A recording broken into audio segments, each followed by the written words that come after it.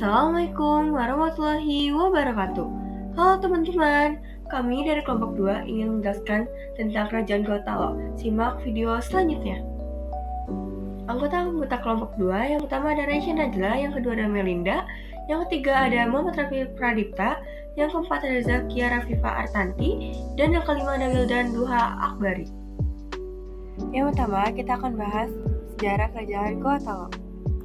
Sejarah kerajaan Gotalo terbagi dalam dua zaman, yaitu periode sebelum memeluk Islam dan setelah memeluk Islam. Kerajaan Gotalo merupakan gabungan dari dua kerajaan yang berasal dari keturunan sama, yakni Kerajaan Goa. Pada awalnya, di wilayah Goa terdapat 9 komunitas yang dikenal dengan nama BT Salapang atau 9 bendera. 9 komunitas tersebut ada 1. Tambolo, kedua ada Data, yang ketiga ada Lakiung, yang keempat ada Agang Jene, yang kelima ada Saumata, yang keenam ada Bisei, yang ketujuh ada Parang-Parang, yang kedelapan ada Kalili, dan yang terakhir ada Sero. Dengan berbagai cara, baik damai ataupun paksaan, 9 komunitas tersebut membentuk kerajaan Goa. Tomanurung kemudian diangkat menjadi raja dan mewariskan kerajaan Goa kepada putranya, yakni Tumas Langga. Bukti genealogis dan arkeologis mengisyaratkan bahwa pembentukan kerajaan Goa terjadi pada sekitar tahun 1300, di mana masyarakat dan penguasaannya masih menganut kepercayaan animisme. Kerajaan Goa pernah terbelah menjadi dua setelah masa pemerintahan Tuan Takalopi pada abad ke-15. Dua putra Tuan Takalopi, yaitu Batara Goa dan Kareng Loerisero, berebut takhta sehingga terjadi perang saudara. Setelah Batara Goa menang, Kareng Loerisero turun ke muara Sungai Talo dan mendirikan kerajaan Talo. Selama bertahun-tahun, dua kerajaan bersaudara ini tidak pernah akur, hingga pada akhirnya Goa dan Talo bersatu dan kesepakatan dua raja tetapi satu rakyat pada 1565. Pada akhirnya, abad ke-16, kerajaan Goa Talo memasuki masa Islam dan berubah menjadi kesultanan. Penguasaan Goa Talo pertama yang memeluk Islam adalah I Manggarai Daeng Mantrabia pada tahun 1593 sampai 1639 dengan gelar Sultan Alauddin I. Setelah bersatu kembali, kerajaan ini disebut Kerajaan Goa Talo atau Kerajaan Makassar dengan sistem pembagian kekuasaan. Raja dipilih dari garis keturunan Goa, sedangkan Perdana Menterinya dari keturunan Talo. Wilayah kekuasaan Kerajaan Sriwijaya, Kerajaan Goa Talo pada masa Islam seiring berkembangnya Goa Talo menjadi pusat perdagangan di kawasan timur Nusantara. Para saudagar Muslim mulai berniaga ke wilayah ini. Selanjutnya, ada masa kejayaan Kerajaan Goa Talo. Kerajaan Goa Talo mencapai puncak kejayaan pada masa pemerintahan Sultan Hasanuddin 1653 hingga 1669. Ia berhasil membangun Goa Talo menjadi kerajaan maritim yang menguasai jalur perdagangan di kawasan timur Nusantara. Karena letaknya yang sangat strategis dan kedekatan geografis dengan Maluku menyebabkan kerajaan Goa Talo menjadi pintu gerbang perdagangan rempah-rempah. Pelabuhan Sombopu sebagai ibu kota kerajaan Goa berkembang menjadi bandar transit yang berperan sebagai penghubung jalur perdagangan antara Malaka, Jawa, dan Maluku. Kondisi ini kemudian mendorong Goa Talo berkembang menjadi kerajaan maritim yang menantribaratkan kegiatan perekonomiannya pada sektor perdagangan dan pelayaran. Saat itu, Makassar menjadi pusat perdagangan yang dominan di Indonesia Timur, sekaligus menjadi salah satu kota terbesar di Asia Tenggara. Raja-raja Makassar menerapkan kebijakan perdagangan bebas yang ketat di mana seluruh pengunjung ke Makassar berhak melakukan perniagaan di sana. Barang-barang yang ramai diperdagangkan antara lain rempah-rempah dari Maluku, kapur barus dari Aceh, keramik dari Cina, dan kayu cendana dari Jawa. Seiring dengan kebijakan dan tindakan VOC yang melakukan monopoli perdagangan rempah-rempah dari Kepulauan Maluku menimbulkan konflik antara Sultan Hasanuddin dan VOC. Akhirnya tahun 1666, VOC mengirimkan armada perangnya ke Makassar dipimpin oleh Cornelis Pelaman yang kelak menjadi jenderal VOC. Ia juga mendapat bantuan dari Arul Palaka, Raja Bon, yang merupakan musuh Sultan Hasanuddin. Perlawanan yang dilakukan oleh Sultan Hasanuddin terhadap VOC berlangsung sangat sengit. Namun, karena adanya kerjasama yang dilakukan antara VOC dan Arupalaka, akhirnya Sultan Hasanuddin bisa dikalahkan. Puncak dari kekalahan kerajaan Goa oleh kolonial Belanda ditandatangani dengan dihancurkannya Banteng Sambah Opu pada tahun 1669. Setelah hampir 2 tahun, terjadi kesepakatan lewat perjanjian damai yang dikenal dengan Perjanjian Bungaya yang ditandatangani pada tanggal 18 September 1667. Kejayaan Banteng Samba Opu sebagai salah satu bandar niaga dan jalur transit rempah-rempah dari Kepulauan Maluku yang terbesar di Asia Tenggara pada abad ke-18 hingga saat ini tinggal puing-puing berupa struktur banteng yang tidak utuh lagi. Selanjutnya, masuknya Islam ke kerajaan Gotalo. Kerajaan Gotalo adalah salah satu kerajaan yang bercak Islam yang ada di wilayah Nusantara. Sejak Gotalo tampil sebagai pusat perdagangan laut, kerajaan ini menjalani hubungan yang baik dengan kerajaan Ternate yang telah menerima Islam dari Gresik atau Giring. Di bawah pemerintahan Sultan Babullah, Ternate kemudian mengadakan perjanjian persahabatan dengan Gotalo. Ketika itulah, Raja Ternate berusaha mengajak pengusaha Gotalo untuk menganut agama Islam, tetapi usahanya selalu gagal. Pada penghujung abad ke-16, datanglah utusan dari kerajaan Aceh yang bertugas menyebarkan Islam ke Sulawesi Selatan. Khatib Tunggal Abdul Makmur, lebih dikenal dengan nama Datori Bandung, seorang ulama dari Minangkabau, Sumatera Barat. Ia bersama 2 sahabat dari Pertimang dan Datori Tiro dikenal sebagai penyebar agama Islam di Sulawesi Selatan. Karaeng Matawayo sendiri merupakan Raja Talo ke-8. Gelarnya pun sudah mencermin unsur Islam pada saat itu. Sultan Abdullah Awalul Islam Tumananga Riagama memeluk Islam pada 2022 September 1605. Karaeng Matawayo sendiri orang yang mengajak keponakannya mengangarangi Daeng Manrabia untuk memeluk Islam. Daeng Nanrabia ini adalah Raja Goa ke-14. Setelah masuk Islam bernama Sultan Alauddin, ia memerintah kerajaan Gotalo 1593 hingga 1639. Setelah kedua raja tersebut memeluk agama Islam, kerajaan Gotalo menjadi pusat penyebaran Islam di Sulawesi Selatan. Raja-rajanya setelah itu bergelar sultan, gelar raja yang umumnya dipakai di kebanyakan kerajaan bercocok Islam. Ditelik dari masa pemerintahan, raja pertama yang memeluk Islam diperkirakan awal abad ke-17, kerajaan Goa sudah bercorak Islam. Selanjutnya ada raja-raja pada kerajaan Gotalo.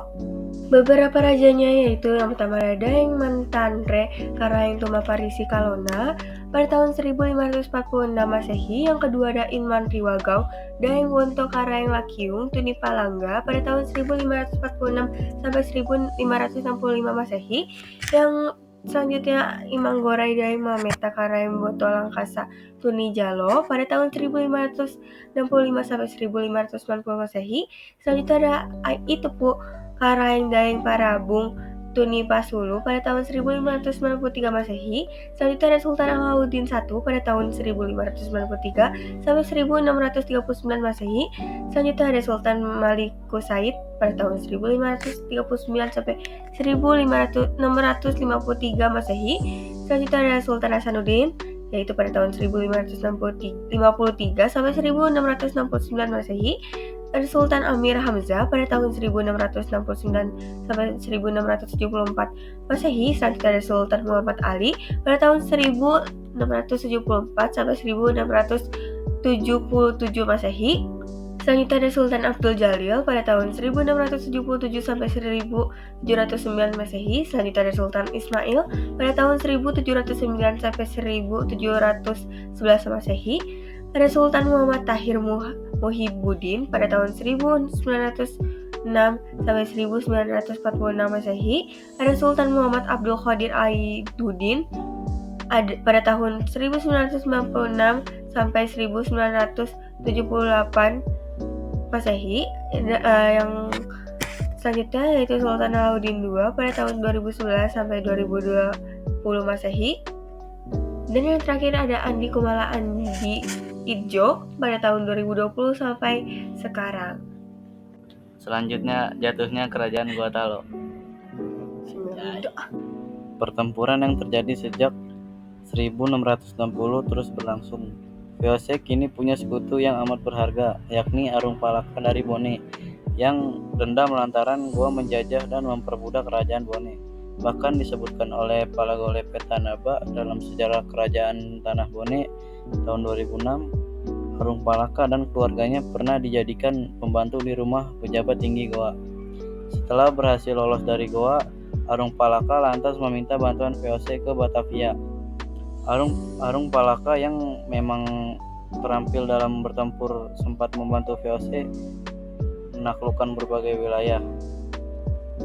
Ia pernah berkolaborasi dengan Cornelis Spelman dan John Kerr, Joa de Manipa alias Kapiten John Kerr. Kemudian pada 1666 pasukan Arung Palaka turut serta dalam armada besar VOC yang dipimpin Cornelis Spelman untuk menyerang Goa.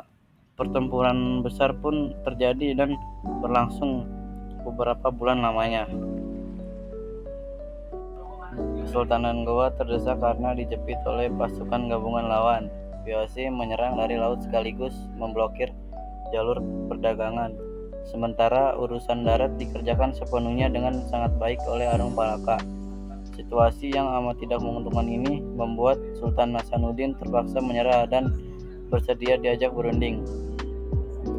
Perundingan itu dilakukan pada 18 November 1667 dan dikenal dengan nama Perjanjian Bungaya. Setidaknya ada 30 poin penting yang termaktub dalam perundingan itu dan hampir seluruhnya sangat merugikan Goa.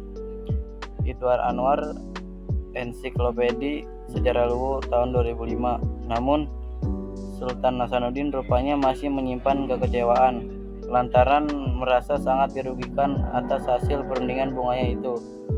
Goa kembali melawan, dan ini berarti Sultan Hasanuddin sudah 2 kali melanggar kesepakatan dengan VOC. Kali ini Belanda tidak lagi memberi ampun dengan mengerahkan seluruh pasukan gabungan termasuk pasukan dari Bone dan Ambon. Ditambah kedatangan bala bantuan dari Batavia, VOC berhasil menaklukkan benteng terkuat Kesultanan Goa di Somba, Opu pada 12 Juni 1669. Sultan Hasanuddin menyerah dan terpaksa meletakkan takhta pada 12 Juni 1670. Tepat setahun setelah kekalahan telak itu, ia meninggal dunia dalam usia yang masih cukup muda, yakni 39 tahun. Sepeninggal Sultan Hasanuddin, perlawanan terhadap VOC memang beberapa kali dilancarkan, meskipun dalam skala yang kecil dan nyaris selalu bisa dipatahkan. Namun, Kesultanan Goa tidak pernah lagi mencapai kejayaan seperti yang pernah dinikmati pada masa pemerintahan Sultan Hasanuddin. Selanjutnya, peninggalan Kerajaan Goa Talo. Bala Lampoa atau yang berarti rumah besar merupakan istana yang menjadi tempat kediaman Raja Goa. Istana ini dibangun pada tahun 1936 setelah diangkatan Raja Goa ke-36 Romawi, Mangi Daeng Matutu Karaeng Bontonobo yang bergelar Sultan Muhammad Tahir Muhibuddin. Selain sebagai kediaman Raja Goa, Sultan Bala Lampoa ini juga berfungsi sebagai pusat pemerintahan Kerajaan Goa. Bala Lampoa terletak di Desa Sungguh Minasa, Kecamatan Somba Opu, Kabupaten Goa.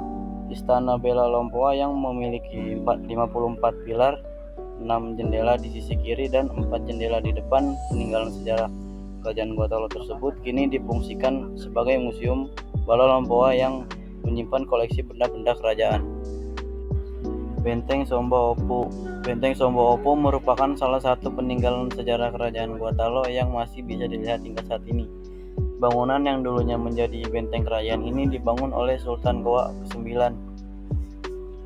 Daeng Mantari Karaeng Tumapa Risi Kalona, pada tahun 1525 hingga masa pemerintahan Sultan Goa ke-9 berakhir. Pembangunan benteng ini tidak selesai. Pembangunan benteng ini pun dilanjutkan oleh Raja Goa ke-12, Karaeng Tunijalo, dan Sultan Alauddin. Setelah selesai dibangun, benteng Somba Opu kemudian menjadi pusat perdagangan dan pelabuhan rempah-rempah. Benteng ini ramai dikunjungi pedagang asing dari Asia dan Eropa pada pertengahan abad 16. Di masa pemerintahan Sultan Hasanuddin, benteng ini dijadikan sebagai pusat pemerintahan. Benteng Samba Opuk ini difungsikan sebagai salah satu objek wisata bersejarah di dalam kawasan Benteng Samba Opuk. Terdapat beberapa bangunan rumah adat Sulawesi Selatan. Saat berkunjung ke tempat ini, pengunjung dapat melihat salah satu benda bersejarah, yaitu sebuah meriam dengan panjang 9 meter dengan berat mencapai 9.500 kg. Di kawasan ini juga berdiri sebuah bangunan yang menjadi museum berisi benda-benda bersejarah peninggalan Goa.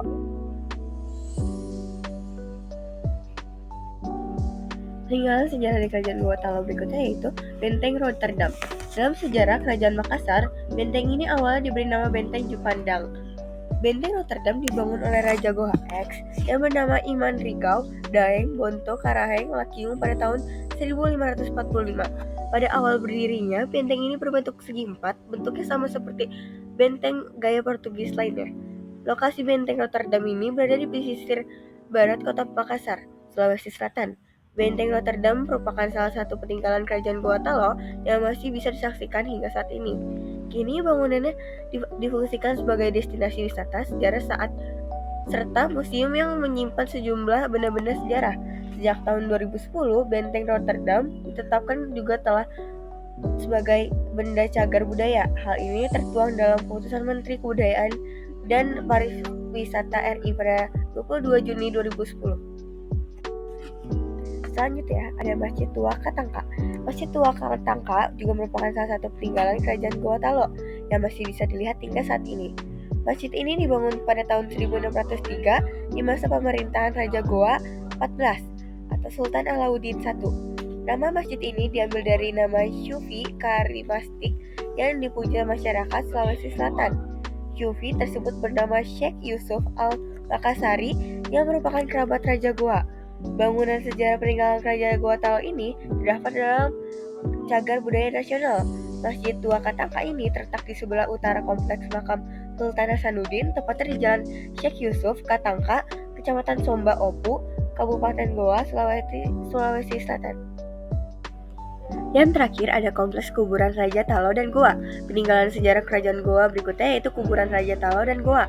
Kompleks makam Raja Talo ini merupakan salah satu situs cagar budaya dan telah ada sejak abad ke-17 hingga abad 19. Makam ini terletak di Jalan Sultan Abdullah Raya, Kecamatan Talo, Kota Makassar.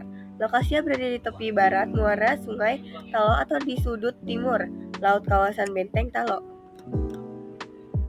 Sekian penjelasan dari kami. Terima kasih.